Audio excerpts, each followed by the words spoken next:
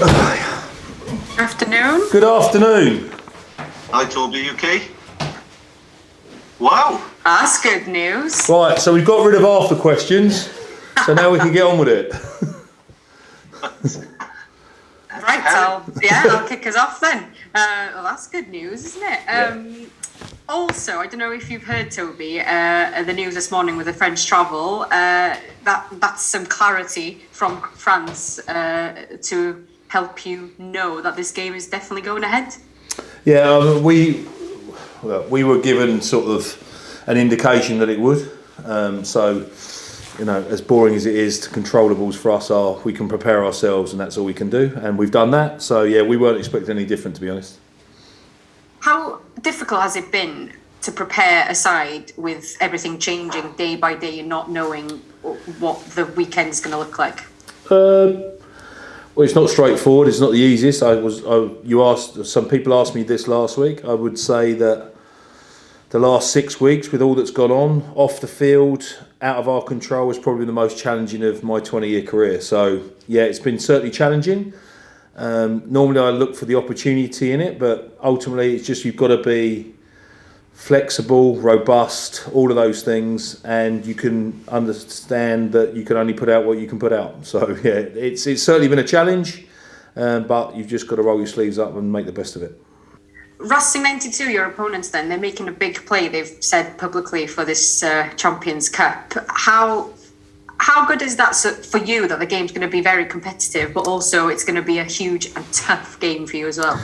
Yeah, it's the battle of the budgets, for sure. You know, they're on record of saying how serious they're taking this competition and not afraid to show away from that. And obviously that we know that, traditionally sometimes the team that travels from the French team's not always been the strongest, but we know that this is going to be as good as they've got. From the selection last week, they're all pretty fit, so we're expecting the best team possible, and we've got what we've got, and we've got a lot of young players. You saw last week and the week before that it doesn't always go your way, and it's a learning opportunity and a challenging opportunity for your youngsters, and they'll be better for it, win, lose or draw.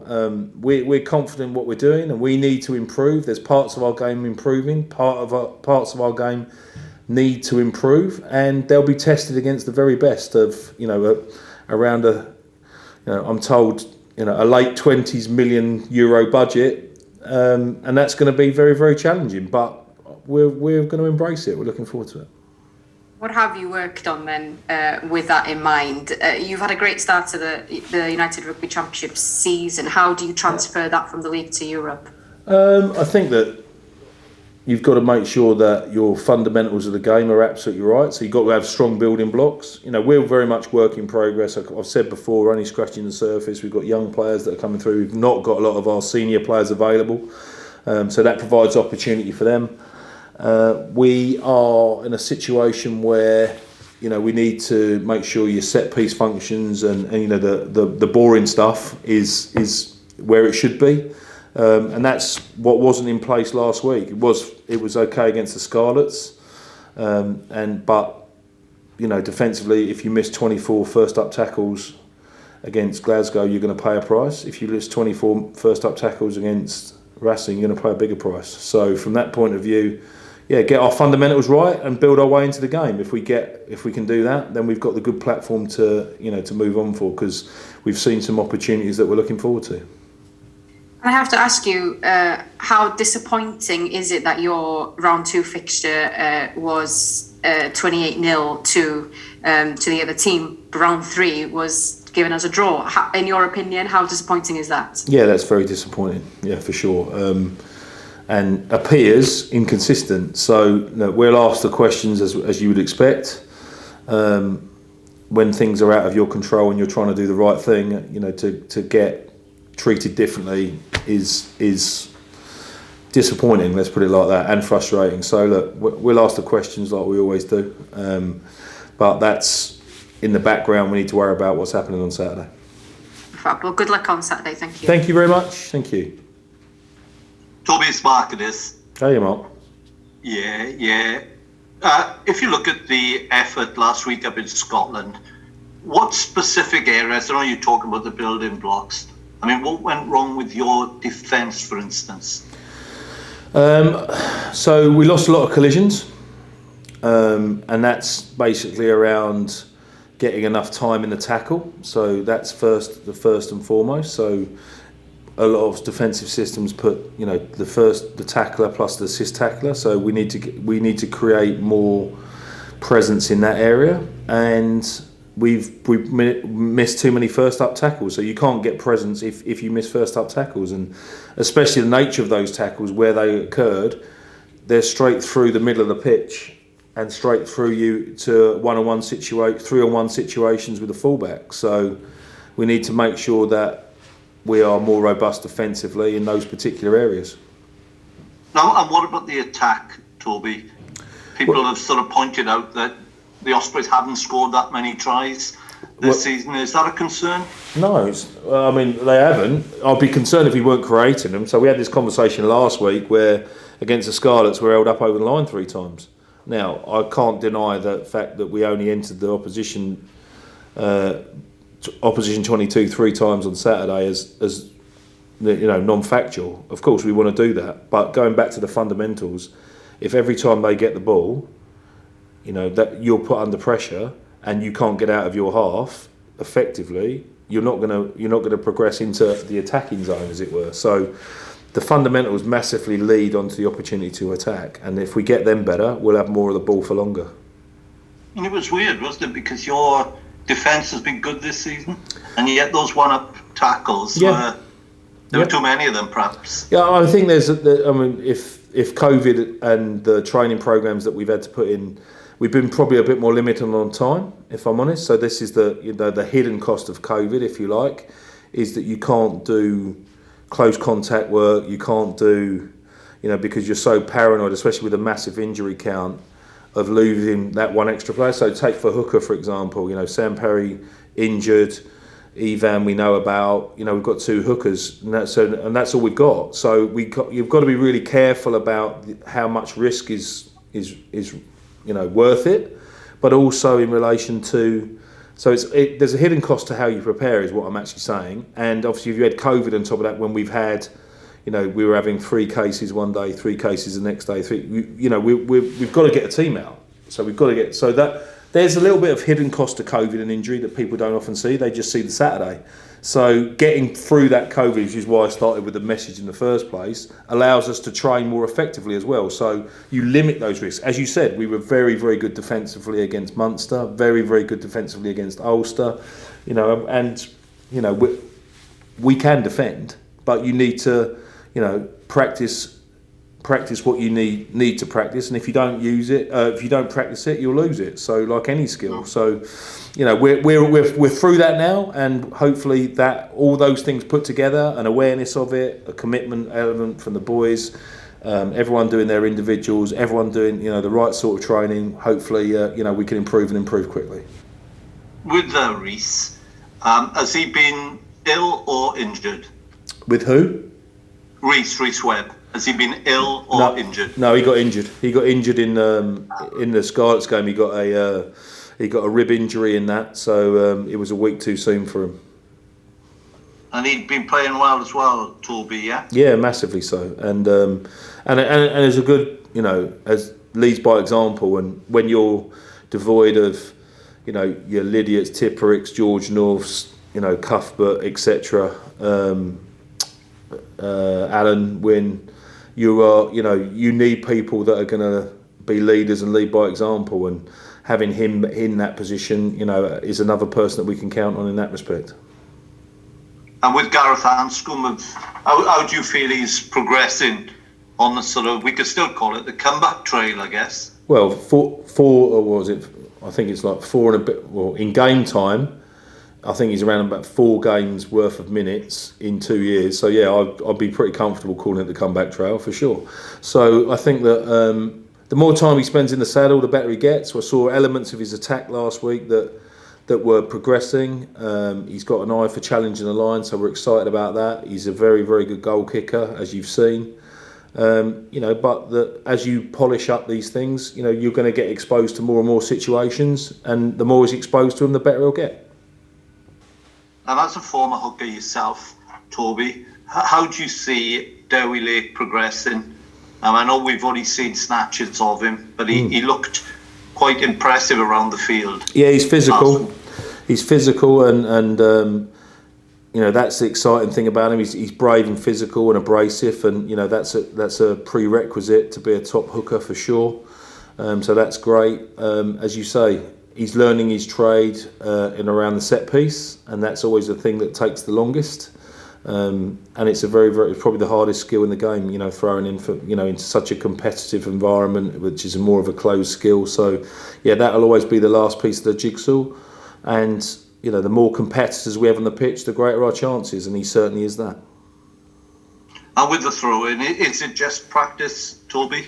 Yeah, it's practice, types of practice, honing techniques, throwing under pressure, throwing after, you know, coming out of a scrum and then having to throw into a line out after extreme fatigue. So there's lots of layers to it.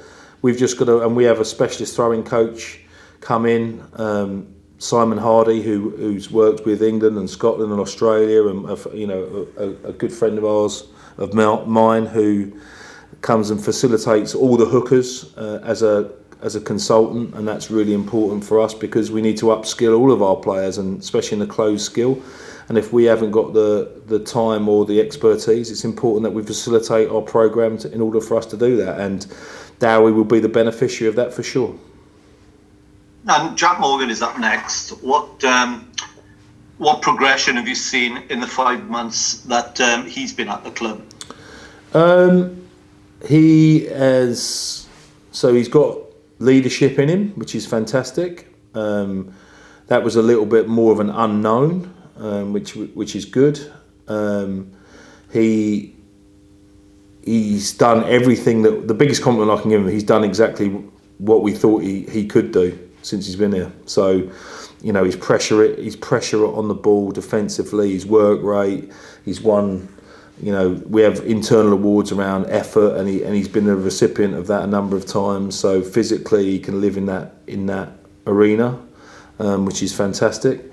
Probably the biggest thing where he's improved is his ball carry. Actually, he takes defenders off their feet when he carries, and if we can, you know, add more of the attacking side to the game to complement the defensive side, you know, we'll have a very complete player, and that's the exciting thing for him working with, say, Dan Lydiate defensively or Justin Tipperick attacking wise, and getting those boys in, you know, peer coaching him as well as the coaches coaching him.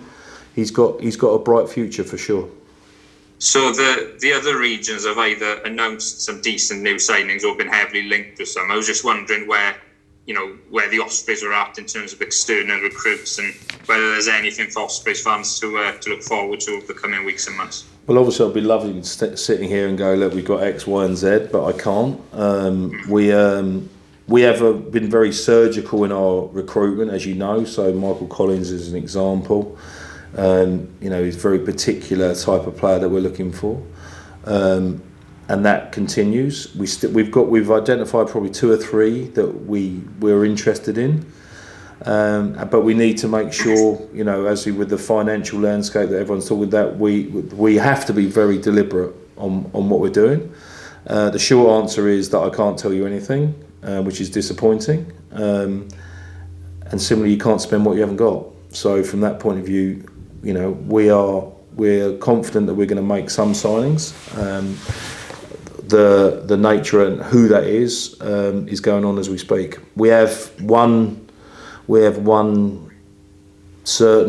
thing confirmed, which is great, and we've got probably 2 more that are just sort of finding their way to see if we can get them to a conclusion. Okay, and what areas do the Ospreys need to strengthen? You tell me. What do you think? I don't know. I wouldn't like to say. Nor would I. Back row, maybe. Nor would I. No. Look, we want to be as competitive as we can, and you know, there's so many things that go into these recruitment: type of player, style of player. You have to legislate for international call-ups. You know, so the more second rows we keep contributing, the more second rows we need. those sort of things as an example.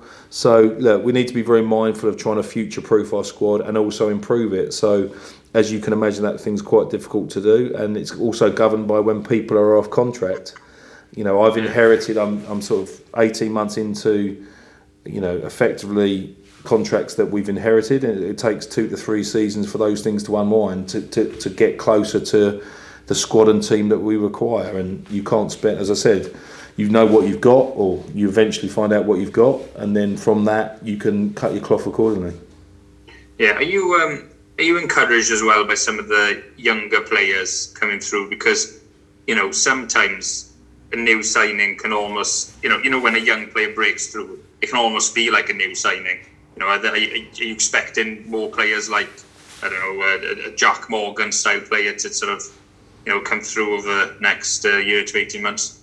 Yeah, I mean, I think you've probably worked out by now I spend a lot of time recruiting in that area, because they've got growth in them, they're committed, they've got less interference, they haven't got too many marital problems, they haven't, for example, and there's a good focus area for them, and the talent, we can mould the talent into what we want an Ospreys player to look like. So I spend a lot of time in that area for sure, and will continue to do so.